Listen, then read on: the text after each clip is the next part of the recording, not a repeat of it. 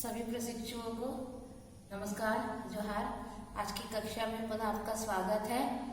आज का हमारा टॉपिक है ऑब्जेक्टिव्स ऑफ इकोनॉमिक्स टीचिंग, अर्थात अर्थशास्त्र शिक्षण का क्या उद्देश्य है, ये उच्च विद्यालय और उच्चतर विद्यालय में ये क्यों पढ़ाया जाता है, इस पर हम चर्चा करेंगे। चलिए आइए देखते हैं।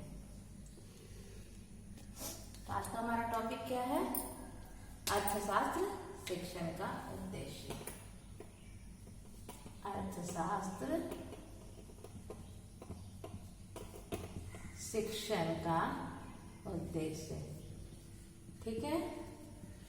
Objectives of economics teaching.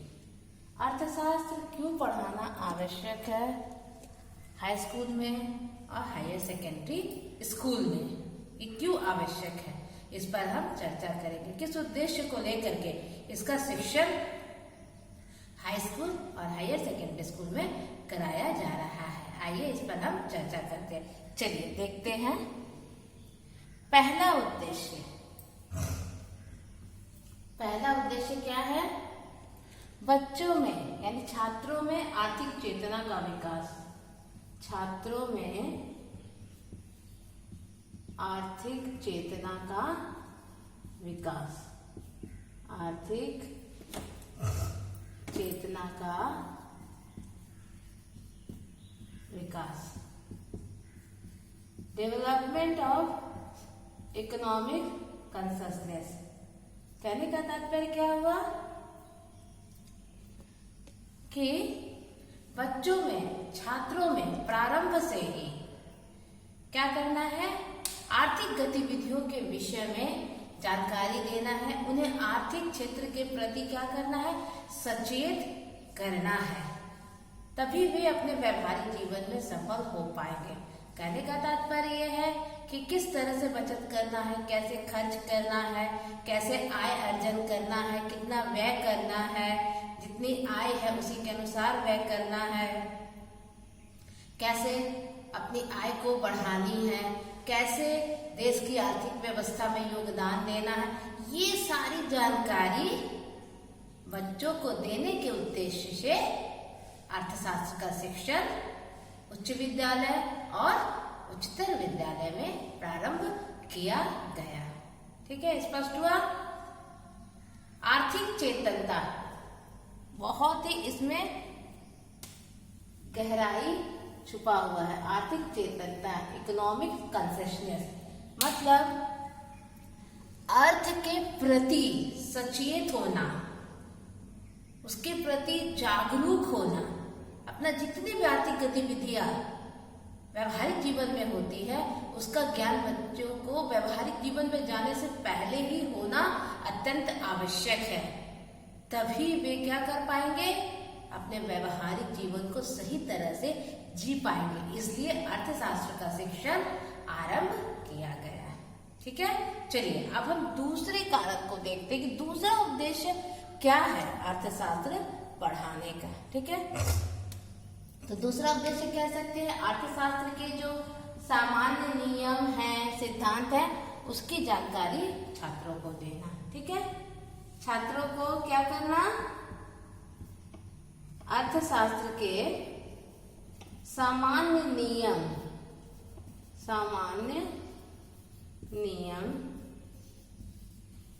और सिद्धांत की जानकारी देना।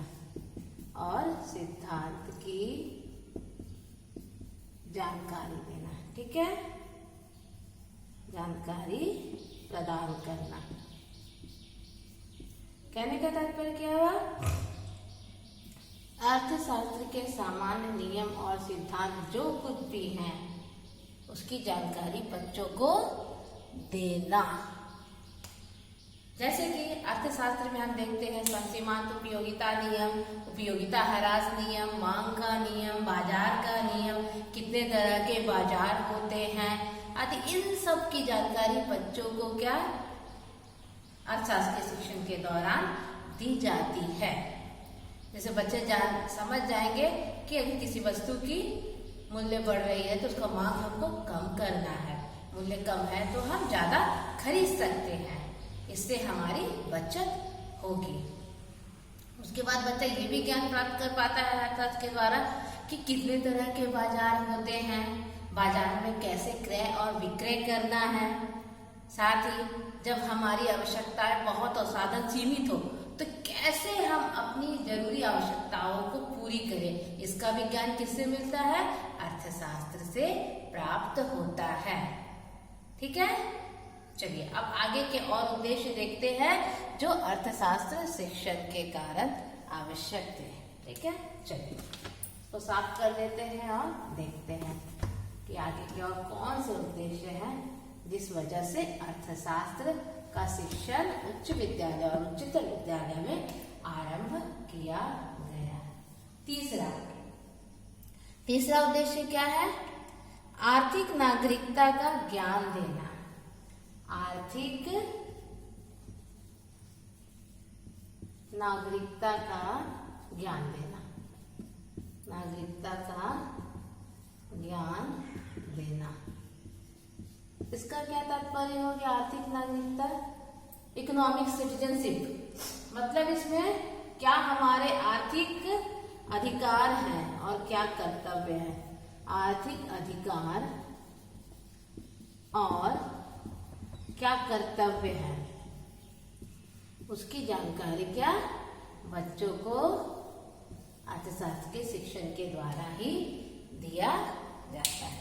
कहने का तात्पर्य है कि ठीक है, हम बच्चे आर्थिक रूप से सचेत हो गए, लेकिन वे अपने आर्थिक उत्तरदायित्व का देश के प्रति कैसे पालन करेंगे इसका विज्ञान बच्चों को देना है। कहने का तात्पर्य है कि वे किस तरह बचत करेंगे, कैसे उसका विनियोग करेंगे, इन्वेस्टमेंट करेंगे, जो देश की अर्थव्यवस्था को सुधारने में क्या सहायक होगी, और कौन सी आर्थिक गतिविधियां वे करेंगे ताकि क्या होगा, हमारे देश का सकल घरेलू उत्पाद क्या होगा, बहुत बेहतर होगा। किस तरह से वो स्वरोजगार स्थापित कर सकते हैं, उनके क्या क्या अधिकार है, आर्थिक अधिकार, और क्या क्या आर्थिक कर्तव्य है, इसके विषय में अर्थशास्त्र में ज्ञान दिया जाता है अर्थशास्त्र शिक्षण के दौरान। स्पष्ट हुआ? कहने का तात्पर्य यह है कि आर्थिक अधिकार क्या है। आर्थिक अधिकार क्या? हमें आय अर्जन करने का अधिकार है, हमें रोजगार प्राप्त करने का अधिकार है, और कर्तव्य क्या है? सही तरीके से रोजगार से आय अर्जन करके उसका बचत करना है और उसका विनियोग भी करना है, इन्वेस्टमेंट करनी है। सेविंग और इन्वेस्टमेंट हमारा क्या है? कर्तव्य है, जो हमारी अर्थव्यवस्था को मजबूत करेगी। तो इसका विज्ञान बच्चों को प्रारंभ से ही उच्च विद्यालय और उच्चतर विद्यालय में दिया जाता है ताकि वो व्यवहारिक जीवन में इसके प्रति अपना कर्तव्य सही तरीके से निभा सके। ठीक है, आइए और आगे का देखते हैं कि और क्या उद्देश्य है। इसे साफ कर देते हैं। चलिए देखते हैं कि और क्या है उद्देश्य। चौथा उद्देश्य क्या है? कर संबंधी जानकारी। छात्रों को क्या करना है? टैक्सेशन की जानकारी देना। छात्रों को कर संबंधी जानकारी देना। ठीक है, कर संबंधी जानकारी। कहने का तात्पर्य क्या हुआ कि हम आय अर्जन तो कर रहे हैं, विनियोग भी कर रहे, बचत भी कर रहे हैं, लेकिन हमें अपने आय के अनुसार कुछ भाग सरकार को भी देना है कर के रूप में, तभी वे क्या हमारे लिए विभिन्न आवश्यक सुविधाएं उपलब्ध करा पाएंगे। तो बच्चों को ये ज्ञान होना चाहिए कि आय अर्जन भी है और हो रहा है, बचत भी हो रहा है, विनियोग भी हो रहा है, लेकिन हमें उसका कुछ भाग कर के रूप में सरकार को देना है, तभी वो अर्थव्यवस्था को सही तरीके से चला पाएगी। तो इसका ज्ञान प्रारंभ से ही बच्चों को देना है। ठीक है, चलिए इसी उद्देश्य से अर्थशास्त्र का शिक्षण क्या किया गया? आरंभ किया गया। चलिए और क्या हो सकता है? मितव्ययता की जानकारी देने हेतु। ठीक है। मितव्ययता, छात्रों को क्या मितव्ययता की जानकारी यानी इकोनॉमी, मितव्ययिता की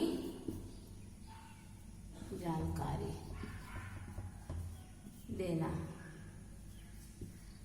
कहने का तात्पर्य क्या, मितव्ययिता क्या है, इकोनॉमी अर्थात कम खर्च करना, बचत करना ज्यादा से ज्यादा। मितव्ययिता का तात्पर्य क्या हुआ है, कम व्यय करना अर्थात बचत करना, क्योंकि बचत होगा तभी विनियोग संभव है। बचत ही नहीं होगा तो आप विनियोग इन्वेस्टमेंट कैसे करेंगे। तो बच्चों को क्या मितव्ययिता की जानकारी प्रारंभ से ही देना, मतलब फिजूल खर्च नहीं करना। इसका ज्ञान कौन देता है, अर्थशास्त्र देता है। और प्रारंभ से जब बच्चों को दिया जाए तो उनमें क्वालिटीज आ जाती है कि वे फिजूल खर्ची कम करने का प्रयास करते हैं। तो आज की कक्षा में इतना है, आगे की कक्षा में बाकी के उद्देश्यों पर चर्चा करेंगे। मेरे साथ बने रहने के लिए आप सबका बहुत बहुत धन्यवाद।